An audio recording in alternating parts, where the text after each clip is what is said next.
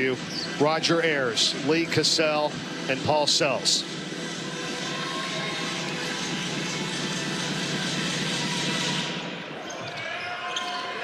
Tap one by Duquesne, and an interception right off the bat taken away by Dean, and here come the Rams.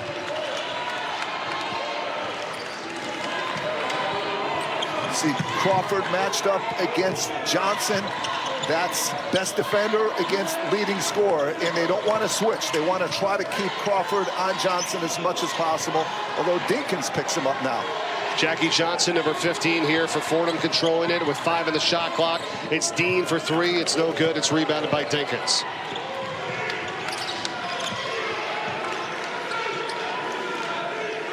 What does Duquesne want to do offensively here today as you watch them in the half-court set?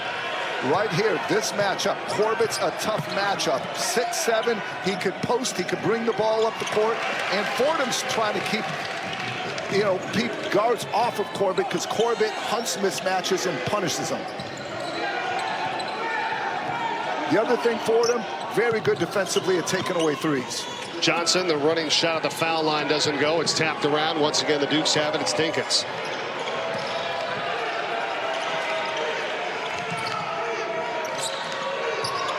There's Crawford, who you talked about in the open, over to Jakub Neches. And they're going to call Corbett on the foul here, Coach. He got pushed out of the block area. Get him for the wraparound. Watch Corbett extend his arms right here. And no, it's actually, the extension of the arm. Yeah, pardon me, Beret called for the foul, pushed him in the back. Well, it was going to be, if they didn't call that, it was going to be a foul on Corbett, because Corbett put his forearm into the neck of Johnson. Yeah, Halil Beret, Chabi, as he's called, got called for his first personal foul, number 5 for Duquesne. Minute and a half gone by, still no score here. Here's Dean, hands off for Johnson. That's a traveling violation. Now, how has Fordham kind of adjusted a little bit, right, Coach? With they don't quite have the numbers like a Duquesne team, do they? Well, losing Will Richardson, who has really had a very good first 3 years. They had high expectations for him. They also have a promising young center, Jaden Smith, out. So maybe they can't play as up-tempo, as aggressive defensively as they want, but a little bit more solid would certainly help them break this losing streak. Corbett again can't convert on the baseline. Rebound by Timbila, and Fordham takes it the other way again. Entry pass into Timbila. Beret defending, he gets free. No, traveling violation again. Another empty possession here for the Rams. You mentioned Richardson, who was the starter, who played in just 8 games for this group for Fordham, left in December for personal reasons. Guy that was averaging 5.5 points, 3.5 rebounds a game. As you look at Trey Woodall on the sideline for the Rams. They also don't have Jaden Smith, too, a freshman center from Chicago, who's out as well. Nice feed inside. That is a foul, as Corbett almost had the bucket, but it rimmed out.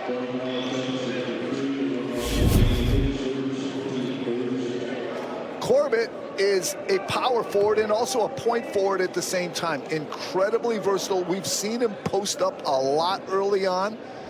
He's outstanding at drawing double teams, at getting mismatches, also high in assists. He's very much like a Swiss Army knife for this team. You'll see him bring the ball up the court as like a point forward and posting up like a true power forward. Very unique player. The way they found him was playing against him last year. They played Chicago State, and Corbett dropped 21 points and 11 rebounds on the Duke. So when he went into the transfer portal, they knew they were getting a player who could help him. And a very consistent player, too. I mean, he started every single game of his college career, the 3 years at Chicago State, and then now here at Duquesne. He's the only player so far this season to have started all 20 games for the Dukes. As he hits 1 of 2, he's 11 points away from 1,500 for his career. And not great from the free throw line, under 50%. And the Dukes have struggled from the free throw line in A-10 play. And that could affect the outcome of a close game for sure. Something to watch. Still looking for our first basket here today, and now a three-point try in the corner. There it is. And it's Jackie Johnson, who began his career at Duquesne, 2 years at UNLV, and now here at Fordham. Dynamic score. This is what I love about him. The coaches say he would sleep in the gym if he could. Constantly working on his game. Corbett shot doesn't go. Medor the other way for the Rams. Feeds it into Timbila. Array's got to watch it. He's got the early foul. Corbett tips the pass. Going to stay with the Rams.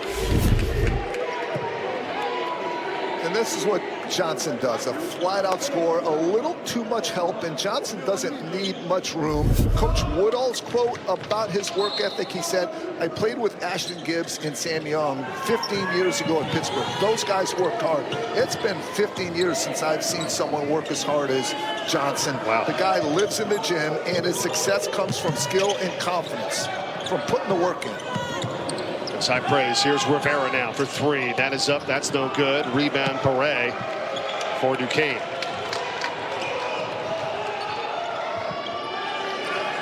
Netchus. Cross court to the corner. Crawford. Mid-range baseline, and we're tied at three. You're going to hear that a lot today. Crawford in the corner. That's where he likes to be because defenses send help from the weak side corner. So that's why corner threes are open. You put your best shooter in the corner, put him in position to succeed. Crawford's been getting open looks, 55% on threes in the A-10 play. Each team 1 for 4 from the field to get things started here today. We played over 4 minutes. Next dead ball, we've got a timeout coming here from Bronx, New York. And that's another traveling violation. Another turnover here early. Third one by the Rams. Inducted into the Naismith Hall of Fame. He and Woodall won a national high school championship together. So for him to make the trip here to support Coach Woodall today means the world to him. He ended up moving over to New Jersey, and as an 8th grader was with the Jersey City Boys Club. And Coach Hurley, who we talked to before the game, said, yeah, Coach Woodall came with his whole team to watch his team practice. And he had a notepad that he brought with him to take notes. This was all on his own, learning from one of the all-time greats of our game. How many 8th graders take notes, period?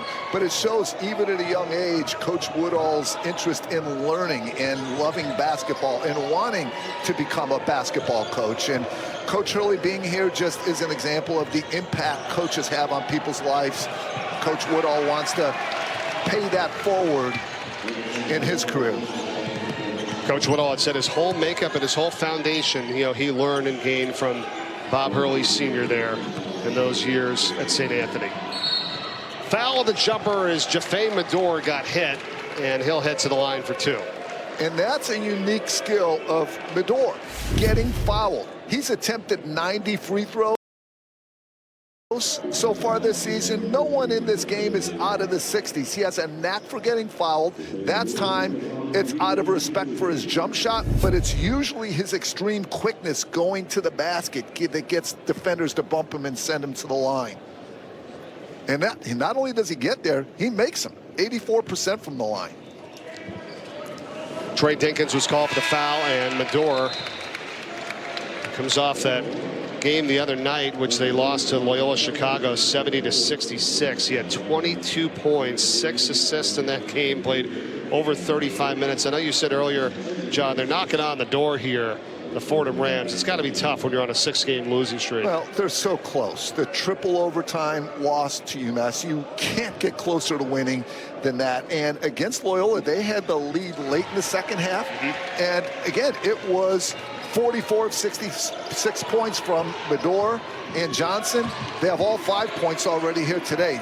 Unbelievable backcourt. Their last win came on December 21st against Albany here at home, 87-83. They'll try to snap that streak here today. A deep 3 way off by Corbett.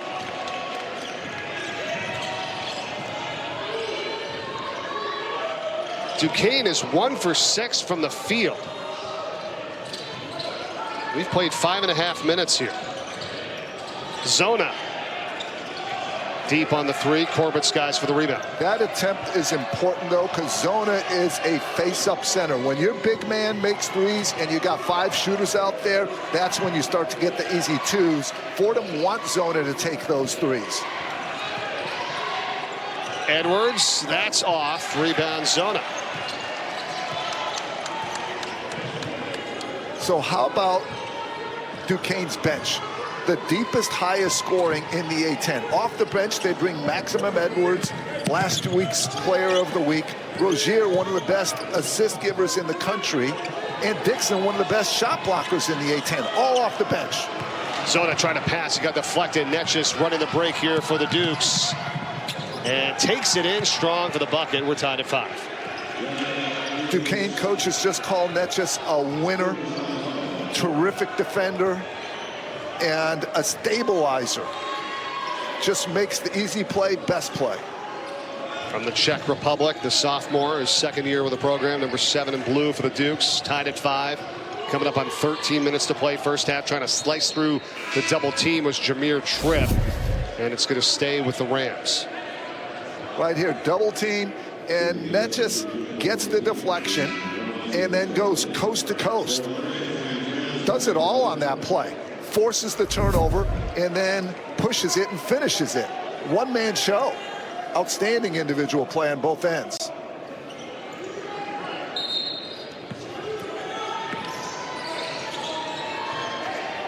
Tripp in for Zona. Shot clock down to 5 here. Fordham, do they recognize it? Ryan Pettis. He does not. Zona, they don't get it off in time. It's a violation.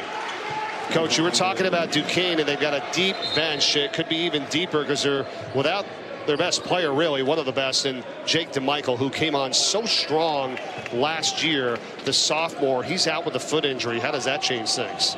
Well, you lose what is likely your best player, so that's not a good thing. But I mentioned, how do you determine your rotation, your starting lineup, your combinations? And actually, when DeMichael went out, it took a while, but now they have a set rotation. The substitutions are a little bit easier. Everyone knows their role, and Duquesne's been good.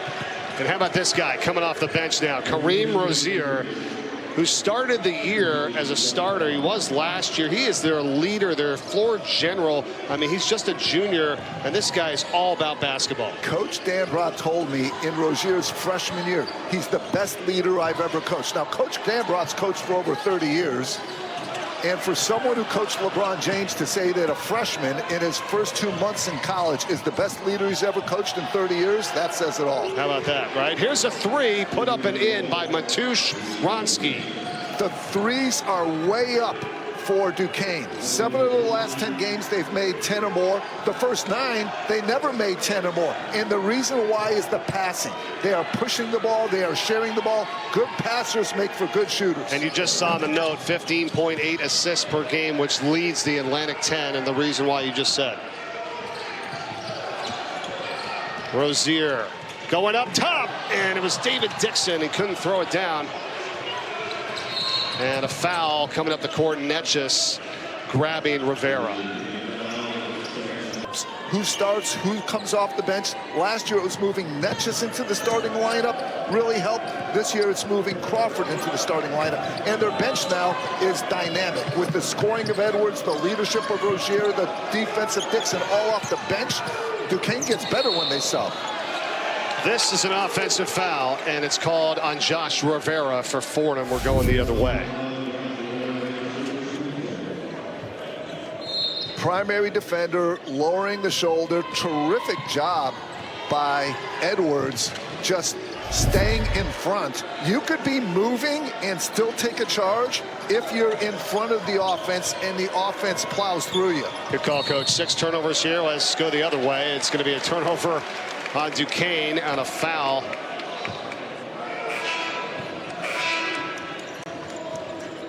And Edwards is known as a scorer. He was A-10 player of the week last year with 22 points and 17 against St. Bonaventure. But what Coach Joyce is most pleased with is his defense, which he just showed on that possession, playing at a high level. So funny over the sideline. Roger Harris was at the table as Paul Sells made the call. He's like, going the other way. I'm like, I'm looking at who's the foul? And Roger's yelling, like, who's it on? It was on Matus Wronski, number 14. He picks up his first.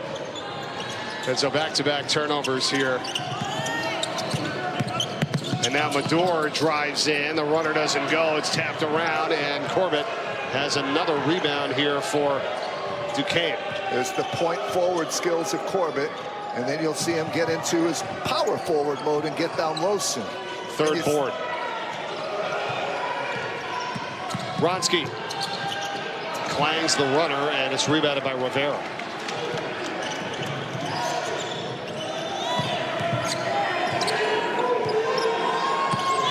Johnson feeds it inside Timbila.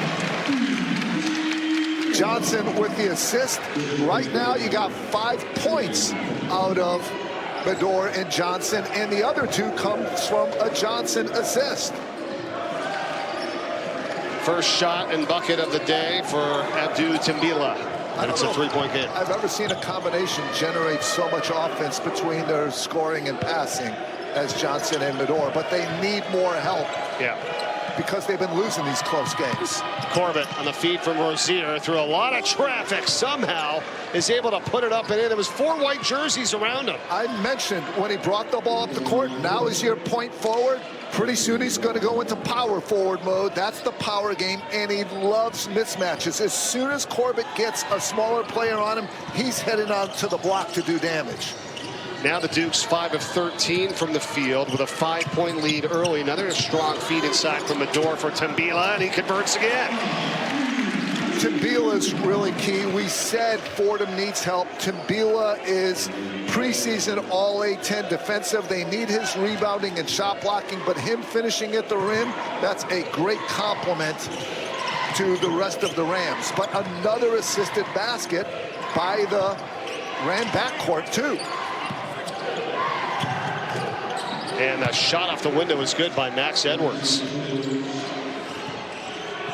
Duquesne uses the corners so well for open threes, and if they run at the three-point shooter, now you get the pull-up. Good offenses use the corners because they stretch defenses, and it makes it hard to help off the corners. Back into Timbila, why not? He's had the last couple of buckets. Now he's getting double-teamed all the way in the corner, gets it up to Johnson, and he feeds it inside and finds Rivera, and he's fouled. Nice job again to go inside and exploit some of this coverage and double teams. And so Rivera to the line, but Timbila, who scored the last 2 there, number 30 in white for the Rams. What an interesting story out of Cameroon, the graduate student. He's working on his master's, John, in cybersecurity, right? He earned a degree in computer science last year. He was younger back in the day in Cameroon. His father had brought a computer home to the family, but realized he'd never used a computer before, didn't know how to set it up, and he told Abdou to just wait. He'd find someone to help out, but later that day he comes home and he finds out that Abdou had set up the computer as himself to his father's amazement, and he's gone into a great career and academics in that, and has been very strong throughout his time, and now working on his master's here at Fordham. Oh, great story. And they could sure use his defense and rebounding, and him finishing these dish-offs from these good guards are a big plus as well. Substitution here as Roma Dean is coming back in for Rivera, and after the free throws, it's a 3-point game here, 14-11 in favor of the Dukes.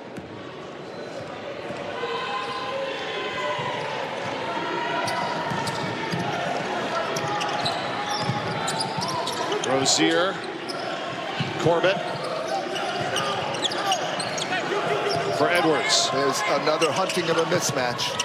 Feeding a cutter, it's net, just didn't have an angle and lost the handle. Got it back to Corbett on the drive and does it again. How about the athleticism here from Jashawn Corbett? Very simple. Corbett's too quick for Timbila, too strong for the guards. You really need Dean or Riley to stay on Corbett because they could physically match up with him.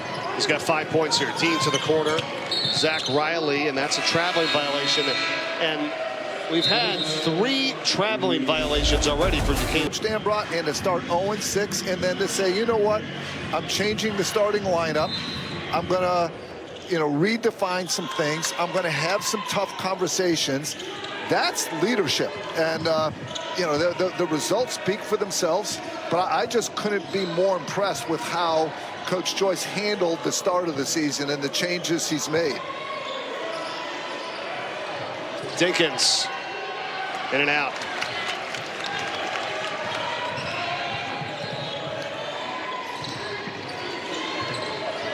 Here's Medor. Fordham down 5. Three-pointer could change that, and it does, thanks to Ramad Dean. Ramad Dean leads Fordham in three-point percentage. He also leads them in rebounding. The coaches say he embodies everything that Fordham basketball is all about on and off the court. And that's a welcome sight right there to complement the explosive Fordham backcourt. No doubt. Second three of the afternoon, 2 of 7. And it's a 2-point game here. Another mismatch, but not good spacing for Corbett to drive it. Too crowded. The shot clock, it's down to 3. Corbett, could that be an offensive? Yes, it is. There's the guy who embodies Fordham. Toughness, charges, attitude. Dean taking the charge. There's his 3. And then on the other end, the outstanding defense, holding his ground, not getting backed in, being strong, taking the textbook charge in the sternum. No question. Dean was smiling at him there at the baseline as he was about to inbound with Corbett defending him, and then he was pleading his case to referee Paul Sells, and he's like, no, don't even try. It's not offensive. Shot clock again winding down. Johnson, a deep 3. He got fouled. He got hit on the arm, and Dinkins can't believe it. Trey Dinkins picks up his second personal foul for Duquesne, and it's going to be 3 shots at the line here and a chance for Fordham to take the lead. Yeah, you see him get him on the hand, and you hear the cliche, never foul a jump shooter. Well, what if that jump shooter is averaging over 20 points a game? What if he recently had 36 points against UMass? What if your coaches have told you all week long, we got to stop this guy? Well, of course you're going to contest his shot strong, and you see he just got a couple fingers on that. I don't mind that defense. Is that all he's doing? Right? I understand exactly what you're saying. Yeah, you don't foul a non-outstanding shooter, but Johnson's in that category that, he's a must-stop guy. He's used to play for Duquesne. What another example of the transfer portal era. Duquesne, UNLV, and now having a phenomenal senior season at Fordham. 1 year at Duquesne, 2 at UNLV. 19.1 points a game right now for Jackie Johnson, the third. And so far today, Fordham 7 for 7 at the free throw line. They've got a 1-point lead. Johnson's got 6. Back to the offensive end here for the Dukes with Rozier on the run. No.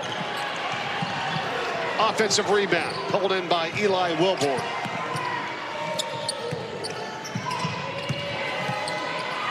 Feeds Crawford. It goes back out Netches. 10 to shoot. Rozier to the corner. It's a 3-ball, and there it is. It's Crawford. You had said it earlier. That's where he camps out, Coach, and he drains it. Crawford camping in the corner. 55% on threes. Because, again, who's going to help him protect the rim? It's the person furthest from the ball. That's going to be someone defending a corner player. Put your best shooter in the corner. Now you got the defense in a bind to help or not to help. If you help, Crawford's open. Here's Medor. 5 to shoot. Jaffe Medor on the drive. The runner rejected inside by Wilborn. And it's a shot clock violation. Crawford in the corner. Right here you see all the defenders in the paint protecting the rim, and on penetration help comes, and then on the other end Wilborn. What a three-headed monster for Duquesne at center. Dixon, the second best shot blocker in the league. Beret, who only shoots 83% from the, and then Wilborn comes off the bench. He can block shots. He shoots 84% from the field. All these big guys want to be big guys. None of them are out there shooting threes. Pure centers, 3 deep at Duquesne. Netchus for 3. Way off. Rebound Medor. Under 5 to play here in the first half. Fordham looking for their first Atlantic 10 win of the season. Duquesne, winners of 7 of the last 9. They're coming off a tough one at home to Dayton by 20 points. A loss by 20, 82-62. Look at a follow there by Ramad Dean, and we're tied at 19. Dean, we've talked about his shooting, and we've talked about how he embodies everything Coach Ergo has installed in this program. Attitude, toughness, effort. Offensive rebounding is a big part of that. They celebrate effort plays here. Offensive rebounds, charges like we've seen from Dean. Floor dives, that's what Fordham's all about. Rozier pulls up and he hits it from the baseline. Yet, albeit it's a low-scoring affair, very competitive, nip and tuck here. I feel like both teams, Coach, are using up a lot of the shot clock. Well, what do you... That's because of good defense. Both teams are working for a good shot. That's something Coach Woodall has talked about. And right there you see a good shot, but yeah, being a little bit more patient, working for the best shot possible. I mean, I want to ask you about that. We've seen it here in the Atlantic 10 here, too. Some teams have started really, really well in the non-conference, and then they've dropped a few in conference play. Some teams hadn't started great in non-conference and are playing much better in conference play. What's it like when you face common opponents and teams and coaches that you're more used to? Well, you know, the conference games are a totally different animal than non-conference because of the familiarity and the intensity. But when you have a team that starts out well and then struggles, very often injuries are a part of that. But the flip side with what we've seen from Minnesota, what we've seen from Duquesne, it's really in the transfer portal era, it's just finally finding out what you have and what the best course of actions are for rotation, subs, starters, combinations. It used to be when you'd have most of your team back except your graduating seniors, you knew what the roles were before the season ever started. Right. Now, it might be January. Here's Edwards for Duquesne on the runner, and he got it.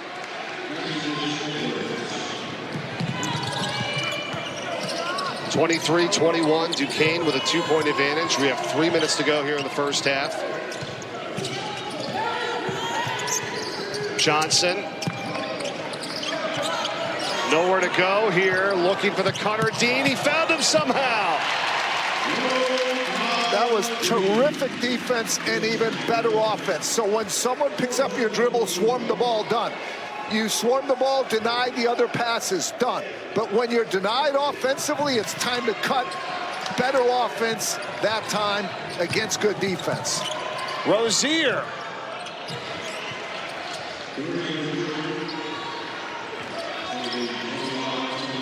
25-23 here, Duquesne. Yeah. On the run, and that's Medor, and he comes right back with the floater. It's really hard to pressure extremely quick players because they just can beat closely guarded defense, and the defense doesn't have enough time to react. Hard to pressure Medor. Ronski. No, Edwards trying to get there for the follow. David Dixon got blocked by Timbila, and it's into the hands of Jameer Tripp, and he got fouled. Big block by Timbila. Now here, the ball is swarmed. Everyone's denied. What do you do when you can't catch? You cut. You defensively, if the person's between you and the ball, they're not between you and the rim. It's very simple. 2 rules for cutting. One, if you see the back of your defender's head. The second rule, which we saw here, is if you can't catch the ball, your man's not blocking the rim, time to cut. Well done offensively against really good defense. Ronski was called for the foul, his second for Duquesne. And it's a 1-and-1 situation here, as going to the free throw line is Jameer Tripp. And Fordham is perfect at the line today. They are 10 for 10. And keep an eye on that in a close game, because Duquesne has not shot the ball well from the free throw line this year at 64%. Yeah, they'll take that. 11 for 11 here. You talk about that 0-6, but the culture that Coach Ergo's put in here, attitude-based, based on effort, they every day chart effort stats and then watch those effort plays on video, good or bad, then get on the court. The guys with the best attitude stats get the most playing time. So these guys are just trained to work hard as part of the culture. Crawford misses on the three. Bodies flying everywhere. It's a 5-on-4 here for the Rams. Dean, front court, 3 ball for him. That's off the mark. And an offensive board by Tripp. He got blocked again inside. Duquesne's all over the place defensively with Dixon there in the block. Now the other way. It's a jumper for Crawford for 3. 7-2. We've said it since Crawford's in the starting lineup. Brings them shooting, length on defense, and makes the bench even deeper. If they get a shot at 40 here, Fordham can get a 2-for-1. Let's see if they get a shot right around 40. That's a good point. It's up to Johnson. 10 to shoot. 43 seconds to go first half. Breaks through the double team, and he scores it. Jackie Johnson. If you said it, Coach, they can. Dynamic backcourt, and they get the 2-for-1. Yep. One-on-one, Johnson's that guy for Fordham. Now with 27.5 seconds to go in the first half and 20 of the shot clock, and a 7.5-second differential here, so Duquesne will have to put something up. Fordham, as you said, try to get that 2-for-1 to see if they get the ball back and have perhaps the final chance of this first half. 6 to shoot. Rozier, Crawford, 3. Alley-oop time. Dixon not there, and he got fouled. He got bailed out, pushed in the back, and David Dixon, as Medor was called for the foul, his first. I love cutting behind the zone. I also love Fordham going zone over here to negate whatever man-to-man play that was drawn up and just a little too much contact. Cutting's always a good thing. Now the 2-for-1 though is ruined by the foul. Correct. Now Duquesne Fordham will try to deny and create a turnover here. Yeah, with 8.3 seconds to go, Rozier, oh, they almost got it. Dixon puts it up and in with 2.5 to go. And that's the end of the half. And so Duquesne is going to take a 1-point year for Duquesne. We know that. They're a very deep team. And nobody in double figures as of yet is probably evident of a 30-29 game. But, you know, what about for Fordham? Because they can't go as deep. Do they need anybody to step up and take command of this game here? I mean, Johnson, you know, is the guy who averages 19 points a game. Well, it's always going to go through Johnson and Medor. But Dean had a really good first half. 7 points, made a 3, offensive putback. Good defense as well. We have an evenly played game. Johnson leads the way with 8 points for Fordham, and Crawford is the top scorer with 8 points for Duquesne as the second half is underway. Here is Johnson trying to go to the hole. The runner is up. It's no good. It's tipped up and in by Timbila. Guards who can penetrate, they get assists, they get baskets. But here's the thing. Even when they miss, they draw shot blockers that free up their teammates for offensive rebounds.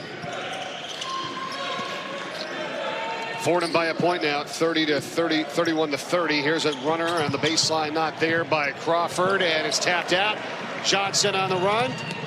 Score it. And it's the effort play by Medor that stimulated that fast break. And Duquesne right back at him off the made shot.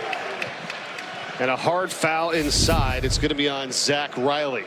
This is the kind of attitude hustle play that is celebrated at Fordham. Tapping a loose ball like that, diving on the floor. That would actually, for Fordham, be counted as a floor dive since Medor went to the floor trying to tap that ball out. You clock him in the head. Wind up, it's in. Yeah, and just what Roger Ayers just said. Wind up. And follow through. Yeah. Like we said, the windup was significant, and the follow through the head. Now, Corbett under 50% from the line. Making free throws, close games, obviously a big deal. So it's 2 shots and the ball for Duquesne. So they have a chance to cut it to 1, and they will have possession here.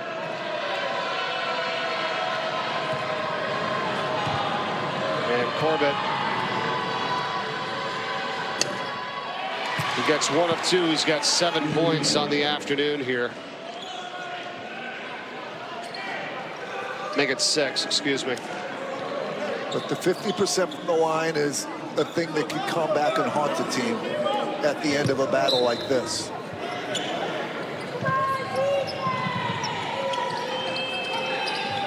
Netchus gets it over for Crawford. Here's Trey Dinkins, who averages over 11 points a game. He's yet to score here today. And as I say that, he floats it in off the window. Well defended by Timbila. That was a really tough two-point shot. And the reason there were all those mismatches, out of bounds under, Fordham tries to steal the ball. They put Timbila on the ball, deny everything, and Timbila's on it, often a smaller inbounder. And a foul here. So really good defense by Timbila. I mean, that is a scoop shot from outside the lane that Dinkin makes. But again, the reason Timbila's on him is watch next time the out-of-bounds defense by Fordham. They treat it almost like a pressing thing, where they pressure the ball, try to get a steal, posting up now Corbett. We just had the second foul on Riley, and now we've got the third foul on Riley. So he's been involved here in the last 3 possessions. First a flagrant, then a foul on the other end, and now here a foul. And he was trying to box out, but Barre had already been airborne, and he took his legs out from under him. But you know, Riley was just trying to get a body on him. It might be time for a breather for him. And Jameer Tripp is up off the bench to get a check in here as the free throw's no good for Barre. Yep, Riley goes out, Tripp's in. Barre, a 60% free throw shooter.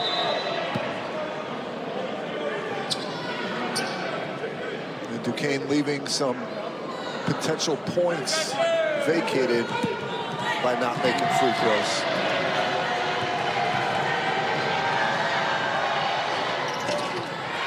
Yeah, you're right, Coach. 2 of 6 now from the free throw line for Duquesne. We're tied at 33.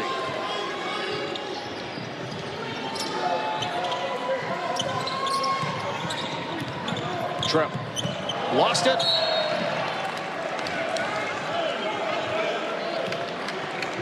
Turnovers were a problem in the first half. Now a total of 10 for the Rams in this game. Just 4 so far for Duquesne. 2 minutes gone by in the second half. Barre. Crawford. Now it goes back to Barre, trying to get it to him, and it was too high, intercepted. Tripp. Bump there. Nothing doing. Timbila grabs it, goes back out. Johnson for 3, in and out.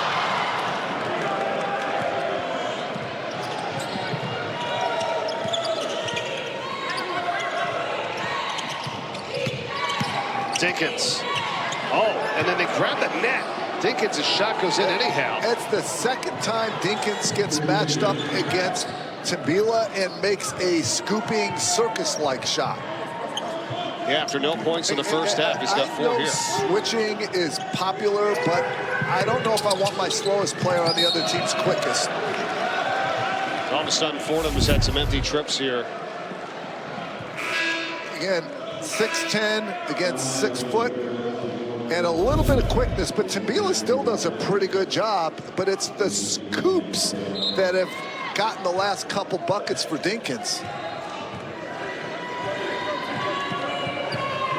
Just saw Drew Joyce there for a moment on the sideline for Duquesne, their head coach.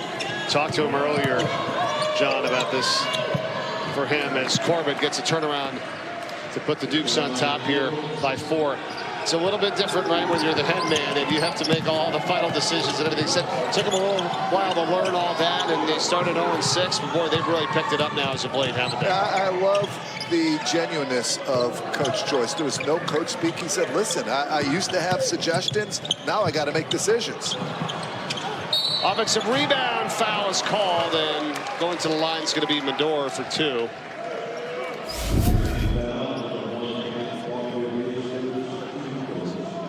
Well defended and sneaky. Zona just kept that ball alive. That is one of those invisible plays that goes into winning, but in Coach Ergo's system, attitude, effort plays, that's something that would be rewarded, that would be measured, that would be studied on videotape, that would be shown to the team. Just Zona making the effort to get a finger on that ball results in these free throws. It was Crawford on the foul. It's the first miss today for Fordham at the line. I know you said they were a great free throw shooting team coming in. Actually, not too bad. It's 72% here. No, Fordham's fine. It's they're Duquesne. fine. Excuse me, Yeah, Duquesne, excuse me. Yeah, my fault. But Fordham has been great today. Now 12 of 13. Yeah, Duquesne's at 64% coming into this game. Backdoor cut, looking for Crawford. Not there. It's intercepted. Jackie Johnson running the other way for the Rams. Dishes in Rivera. And a foul. Another invisible play. Midor right there. Midor guards the back door. He didn't get the steal, but by him guarding the back door well, it creates the turnover and gets his team going. Invisible plays are the reason Fordham is getting these recent points. Corbett was called for the foul for Duquesne. And now Rivera here to the free throw line for the Rams.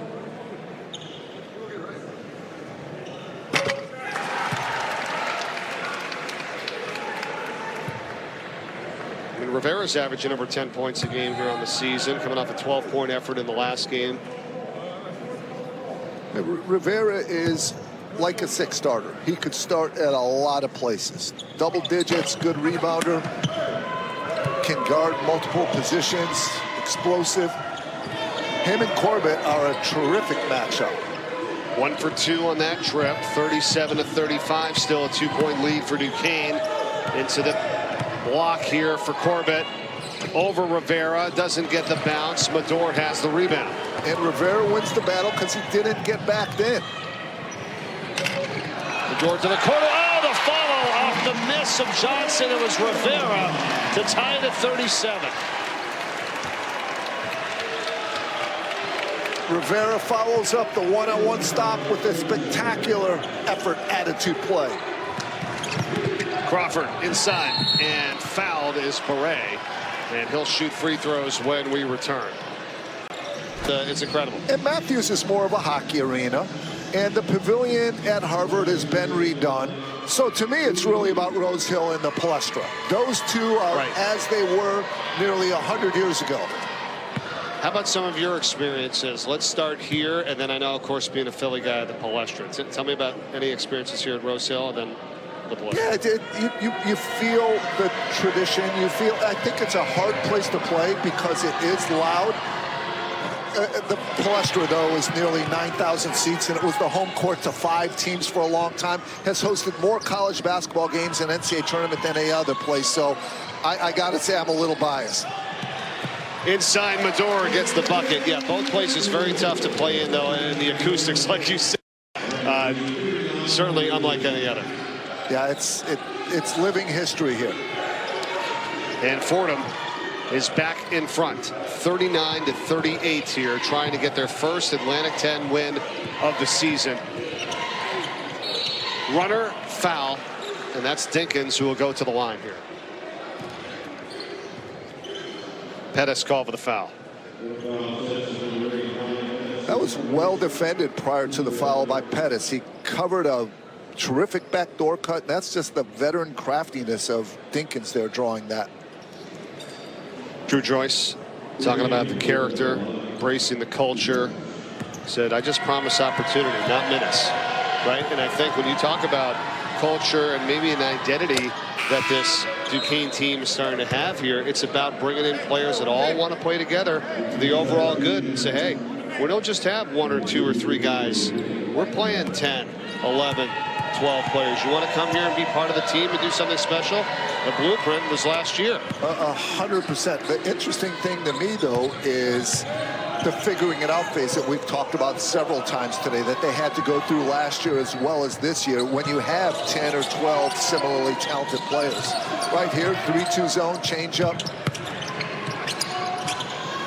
Three-pointer trip. No, the tip. Rivera got it back and put it up and in. he said the backcourt needs some help. Rivera raised his hand. He says, count me in. I'm ready to go today. 9 offensive rebounds for this Fordham team. And again, it goes to their philosophy, effort, attitude, deflections, steals, offensive rebounds, charges. And 11 second chance points off of those offensive boards. Tripped the rebound off the Duquesne miss. 1-point lead for the Rams. He'll take it. He'll get blocked and fouled. And Jameer Tripp going to the free throw line. Yeah, we saw the tip dunk by Rivera. That time he's just strong. He carves out position in there, and he's an explosive jumper.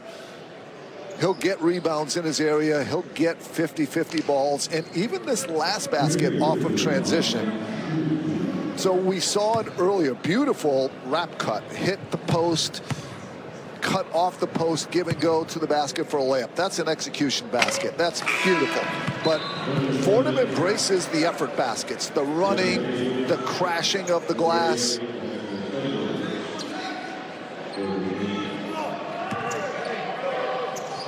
And this Fordham team, we were talking a little bit about culture and what's happened over at Duquesne. What about here at Fordham with Coach Keith Urgo had taken over 3 years ago? I mean, they had 25 wins. It was the second highest win total in program history. I mean, behind the legendary 26-3 run of 1970-71. So, I mean, how about what he's done? You know, kind of change the culture of the fan base and everybody coming back here to Fordham. And it's unique. The attitude, culture, measuring it, celebrating it, rewarding it. I go to practice, and first thing they do is go over the attitude stats. Then they watch the video of good and bad attitude plays, and then they base playing time on it, and it's worked. And with him, this 4-game suspension as a former coach, I am a little upset that the supposed reason is recruiting violations. In the NIL area, I don't understand that. Agreed. As Rivera is fouled, count the basket. And it's back to a 2-point Fordham lead, a chance of the 3-point play. Rivera posting up the mismatch, but then the second effort and just showing his tenacity, his strength, rebounding. There's some physical traits that Rivera really has, but at the end of the day, it's about want to. Listen, Duquesne's got big, strong guys too. That ball comes off the glass, it's really who wants it most. And Rivera has been, I love this Muhammad Ali saying, it's not always the skill, it's the will. The will must be more important than the skill. Right now, Rivera's will at a high level. Yeah, no doubt. We saw Trey Woodall there for a second on the sideline. Yep, who's the acting interim head coach right now for the suspended Keith Urgo. As you mentioned, this is game 2 of 4 that he's running the show here for the Fordham Rams. The foul was on Edwards, by the way, for Duquesne. And now 45-42 is the score here. And, you know, it's a tough spot to be in, right? All of a sudden, you've got to jump over, and now you're trying to get this team on track after you've lost your first 6 conference games. Not an easy task. First thing Coach Woodall said is, I wish Coach Urgo was here. This is his team, but I have to coach this team. And under the circumstances, we talk about it, it's emotional. Runner not there that time by Edwards, and Fordham the rebound. Here they come. Medor quickly pushes off there on Wronski, and then he's going to get fouled. And they'll call Wronski on the foul. Medor is so good at getting fouled, and this is how he usually gets fouled. Just explosive speed. People can't get in front of him. He draws contact on the side. This is vintage Medor getting to the line because people can't contain him in transition. Yeah, we are seeing Fordham get up and down as much as they can in transition and push the effort, and if it's not there, back out of course in that half-court set. Now, there's been some times where the shot clock has been, you know, dwindled down, but hey, that's what Coach Woodall told us. Like, we want to get some quality shots here, you know, and if we're going to take a quick shot early in the possession, a contested one, we can get that anytime. These coaches may be young, but they are old school because of who they've been mentored by, who they've played for. And it's very simple. Push it, try to get an easy one. If it's not there, work. And work until the defense breaks down and get the best shot you can. It's really a pretty simple game. Alley-oop time here. Rozier trying to go up top for Dixon. Not there. Crawford puts up the three. That's no good. Edwards had a hand on the rebound. No, it's out of bounds. And you were talking about Woodall and some of his mentors, right? The interim head coach for Fordham. Who's here today? Bob Hurley Sr. The great Bob Hurley Sr., the Hall of Famer from St. Anthony, head coach, and that's who Coach Woodall played under. I like what Phil Martelli, who coached several St. Anthony's players, said. He said, Bob Hurley is not the best high school coach in the country. He says he's the best coach at any level. And you see the lifelong relationships still here as he's supporting Coach Woodall. 12 minutes to go in this game. 5-point Fordham lead, largest of the day here, and Medor doesn't go. Rebound by Dixon, outletting quickly, finding Netchus for Edwards. Back to Netchus, fouled, and will go to the line when we return. 11:47 to go in this second half. The Rams have a 5-point lead at home. We'll be back. Shots, because if you just think your half-court offense is going to give you enough, it's not for anyone. And Fordham excels at these effort points. Here's Netchus at the free throw line for Duquesne. By the way, the play that led to this, Dixon on a mismatch against Medor, might have been the best defensive play of the game. Dixon guarding Medor one-on-one that led to Netchus free throws on the fast break.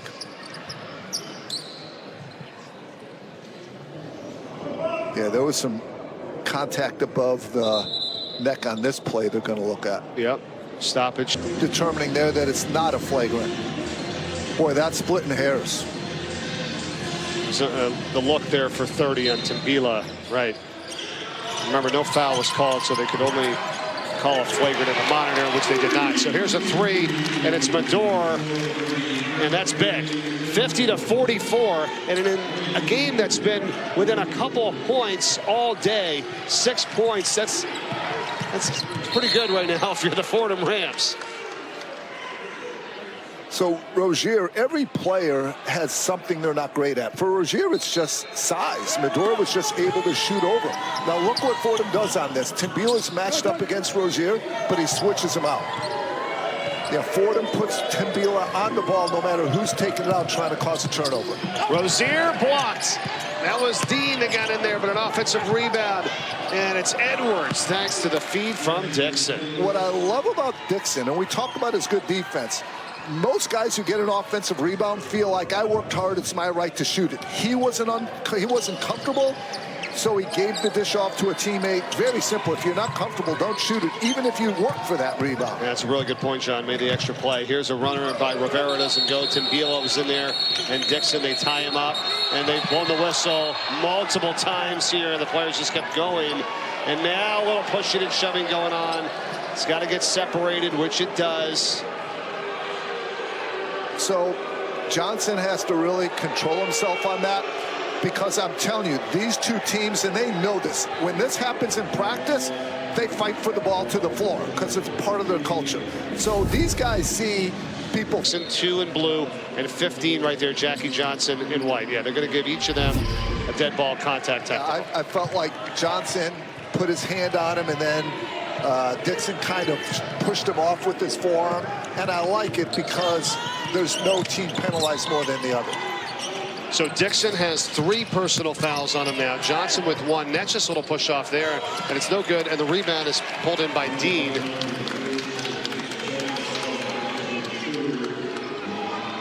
All right, what are you thinking here, Coach?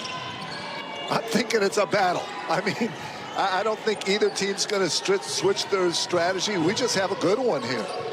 We're coming up at the halfway point of this second half. Medor shut off of the baseline, feeds it up top. Rivera, it's a traveling violation. There's been way too many of those if you're the Fordham Rams. It's the second time, though, that Dixon was caught on a switch with Medor and stopped him. And then you contrast that with the couple times that Timbila was caught on Duquesne guards. And, you know, they made some tough shots. That's a difference in this game. I want to say that's the 5th traveling violation for Fordham today of their 13 turnovers. And it's at least 4 travels, I mean, maybe 5. Oh, inside block there. Timbila protecting the rim. Johnson hoists up a three, no good. And on the run of the rebound is Netchus. And he is blocked, and they're going to call it a goaltend. Yep, Dean got in there, count the 2 points, 2-point game. Look at this help and recover. Tambila stops the guard, then gets back to his own man. They say great defenders don't just guard one person, but two people on the same play. And then we talked about how are you going to get enough points to score? There's transition and easy two for Duquesne, because there's nothing easy in the half court. 3-2 zone. Can Fordham get the ball to the A-10 logo or the baseline? The ball had hit the backboard, and then it was touched by Dean. That's an obvious goaltend and a good call. 2 points scored, 2-point game. Now we got another tie-up. Let's see what happens here. And now Dixon says, okay, now I'll separate, right? Jump ball. Yep. It's going to stay Fordham possession. Watch this at the end, John. Yep. Dixon's defense has been outstanding. Tambila's has been. I like, obviously, Netchus coming in, adding some calmness to the situation. Shot clock down to 3. Medor. And out of bounds to Duquesne.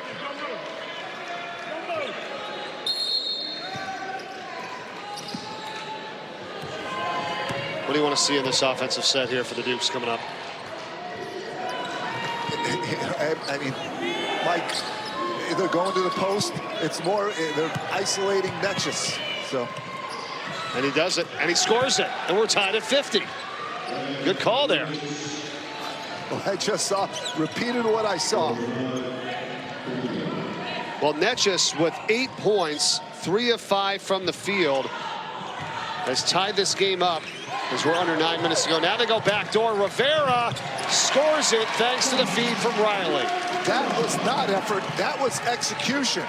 Wrapping around the back screen. Excellent job of using that set play to get an easy layup. Rozier. Back screens are deadly. If you don't switch or help, they're layups. Kareem Rozier, 4th in the nation assist-to-turnover ratio this season. Goes in for the layup. He got rejected inside. Picked up by Riley. Up to Medor.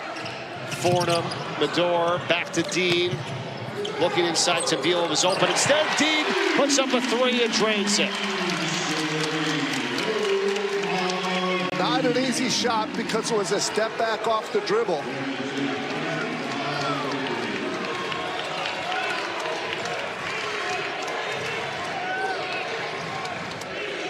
Five-point Fordham lead. Is today the day for their first Atlantic 10 conference win. 7:35 left. Rozier wide open, a long 3. He hits it. It started with the gamble by Rivera. He went for the steal. That got Fordham into rotations and gave up the open 3 by Rozier. If you gamble, you better get the ball. Back to a 2-point game here. Largest lead of this game for Fordham has been 6. Largest for Duquesne has been 5. Coming up on 7 minutes left. Another 3 in the corner, Dean. That's no good. Rebound Edwards, and what are they going to say here? Is he out? Yes. To John Giannini with you here. Fordham possession, 20 on the shot clock.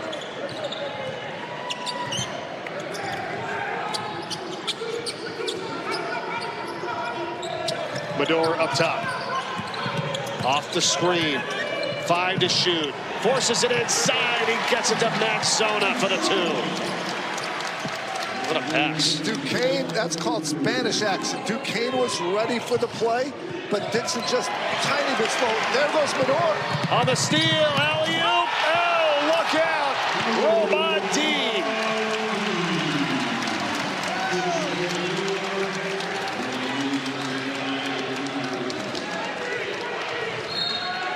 Timeout, Duquesne. Fordham took the second one here in Rose Hill, 79-67. Rams have won 5 of the last 6 meetings in this series. Coach Trey Woodall in his second game of 4 as the interim head coach. for Keith Urgo, who's suspended 4 games, but sees his team right now on top by 6. With 6 minutes and 15 seconds to play. Duquesne possession. Edwards. Dinkins. What do they have coming out of the timeout here? Edwards knocked away and stolen. Not what they had in mind. Here's Jameer Tripp. And he brings it into the front court and finds Dean. Now in the corner, Riley relocates. 3-ball. No. And Netchus the rebound. Rozier is going to check into the next whistle for Duquesne. A step back 3 here on the way. That's good. Trey Dinkins, they needed that. He's got 9 points now. His first 3-point attempt is good today. Another skilled step back. Got matched up against Zona. Tough for big guys to cover point guards. We've seen that a few times. Tripp kicks it. Corner. Riley. No. Offensive rebound, Zona. And back out to Medor. He said, hold up for a moment. Then he jacks up a 3. That's no good. Off the backboard, and Netchus again has it. Oh, and a foul on David Dixon underneath as Romont Dean hit the deck. And that's going to be Dixon's 4th. Second offensive foul drawn today by Dean. How do you draw an offensive foul? Hold your ground. Don't shy away from the contact. Literally take one for the team. Embodying physical and mental toughness. Huge defensive play by Dean. Yeah, he just ran down the court, ran right into him. So Dixon's trying to get deep position, which works if the defender gives you any room. But as we see, Dean just says, hey, this is my paint. I'm not giving you anything. 3-pointer from the top. Not there by Johnson. Netchus running the break. Feeds a cunning Crawford. Knocked out of his hands and fouled by Jaffe Medor. 3rd foul on Medor.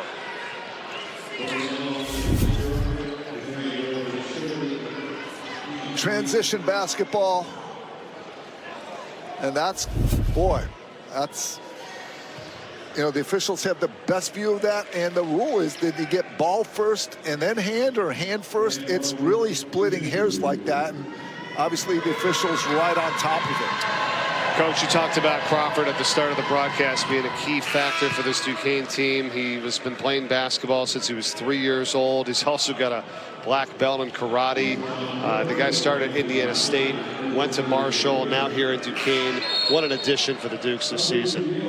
Yeah, he helps in so many ways. His shooting, it's not only buckets, but it's more spacing for other people to operate, putting people in tough positions. When he's in that corner, do we protect the rim and leave Crawford open, or stay with him and suffer rim protection? He's a long defender. And again, starting him moves some really good players who then get to come off the bench, like Rozier. One of the things Coach Joyce says is coming off the bench, his minutes are the same, but he's way fresher coming in, you know, without having expended energy yet. Johnson shut off for the baseline. Fordham hangs on to the 2-point lead. They got 5 seconds to shoot. Johnson, 3, lofts it up. No. Tambila, offensive rebound. Fordham winning the battle of the boards here today. 38-23. The rebounding advantage. 14 offensive, Coach. Medor blocking a foul. Let's see if they got Dinkins on that. Yep. We've talked about it several times. Medor's ability to go to the free throw line. His 90 free throw attempts this year dwarf everyone else in this game. No one higher than 69.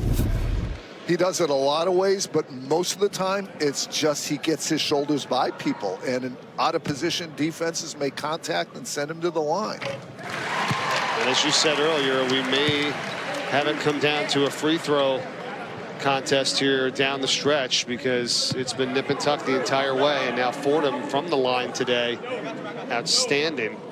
This will be the 22nd free throw attempt of this game for the Rams, and they have converted 19 of them, 86%. The other side, Duquesne has left them on the table, 8 of 14, 57%. 3-2 zone. Netchus, cross court, Rozier. He goes baseline, the runner too strong. Netchus in there for the rebound, and what do we got? There was a tie-up. Seemed like right as he got the ball, a jump ball. It's going to be Duquesne possession when we come back to go along with those 14. Yeah, no one's really playing much better in the A-10 now than Medor. That's 16 assists now and just 1 turnover the last 2 games. Pretty good. Very impressive. Duquesne with a possession after the jump ball tie up here, coming out of the timeout. On the runner, it's good by Dinkins. And he matches Rozier now with 11 points for the team high. Just the 2 players in double figures in scoring for the Dukes. 2-point game. Timbila. Medor lost the handle. Rozier's on the deck with it. He's got it with one hand. Flips it up to Crawford. Now goes alley-oop, or tried to anyway, and it's Corbett. And he misses. Rebound Timbila. Missed an easy one and wasn't able to take advantage of a spectacular defensive play by Rozier. Creating a loose ball, diving on the loose ball, and throwing it up the court, all in the same situation. Under 3 minutes left. Medor, shot clock again, winding down. It's been the case a lot today. Get to the Rivera with 2, a fadeaway baseline, not there. Netchus tipped it, it's loose, and Rivera's going to come up with it. He's going to be fouled as he goes in, and Jakub Netchus is called for the foul for Duquesne. Another invisible play on the stat sheet. Watch Timbila on this. He's boxed out, but he refuses to be boxed out. Keeps fighting for the ball, keeps it alive, and gets his teammate to the free throw line. I love the effort plays, the invisible plays that lead to winning. And Fordham's putting themselves in position to win with those.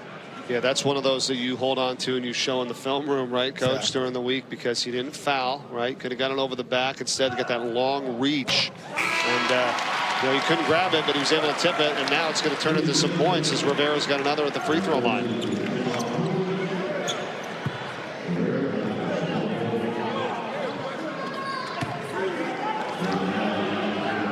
A lot of basketball left here, 2:32. Fordham's got 3 timeouts. Duquesne has 2.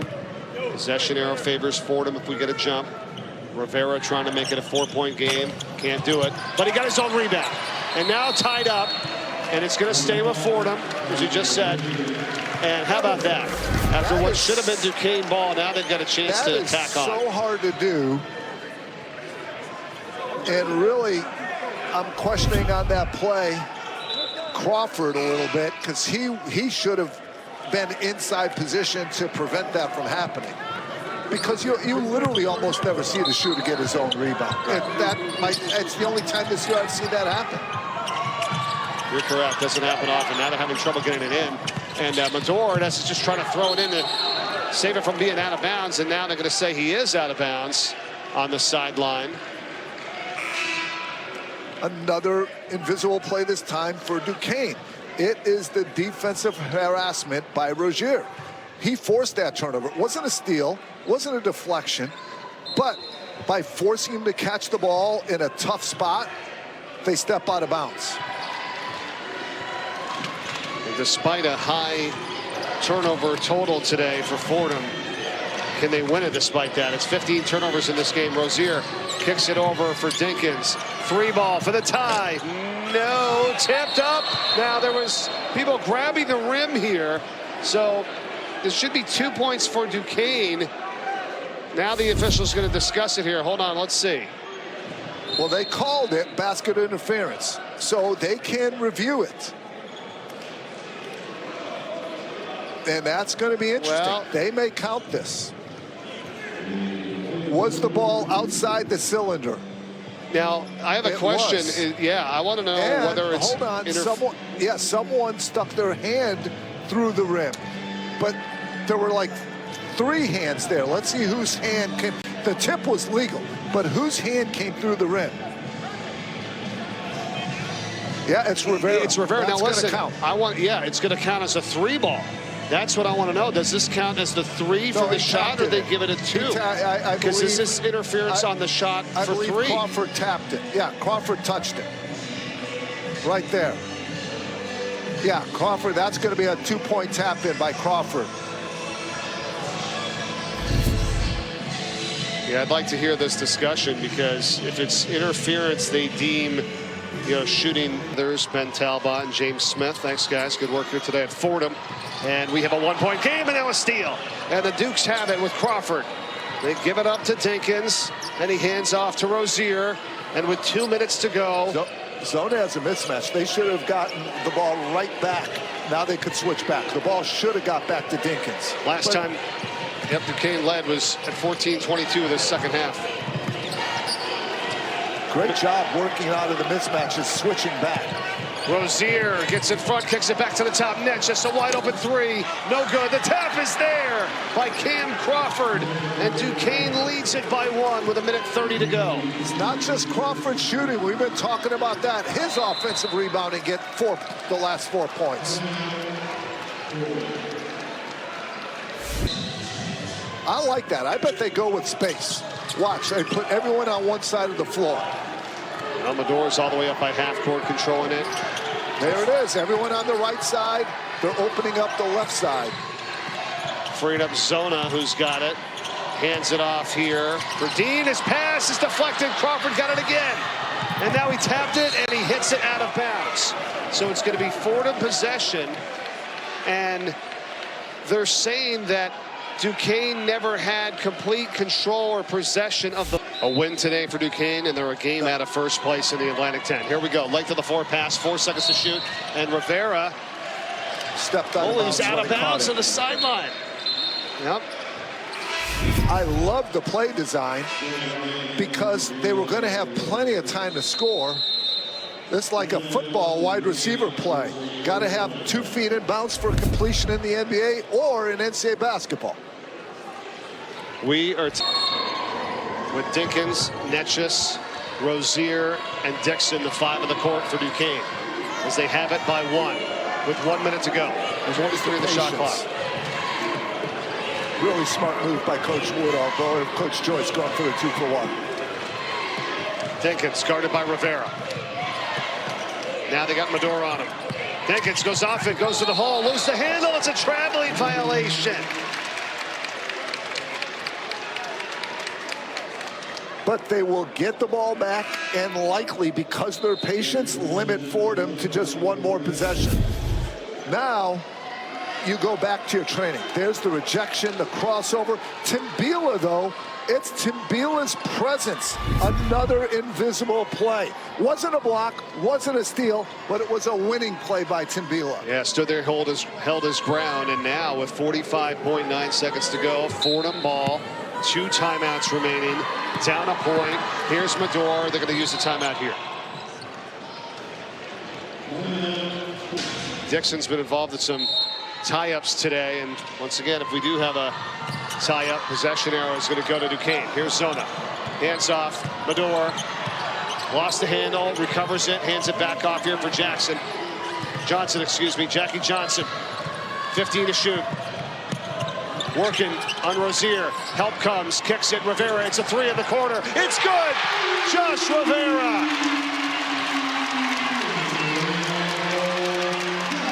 23.9 remaining. Duquesne with the ball. They have a timeout left.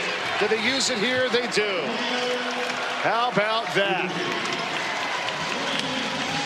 Rivera with a game-high 6 3-point shooter coming in. He hit 12 threes on the season prior to today.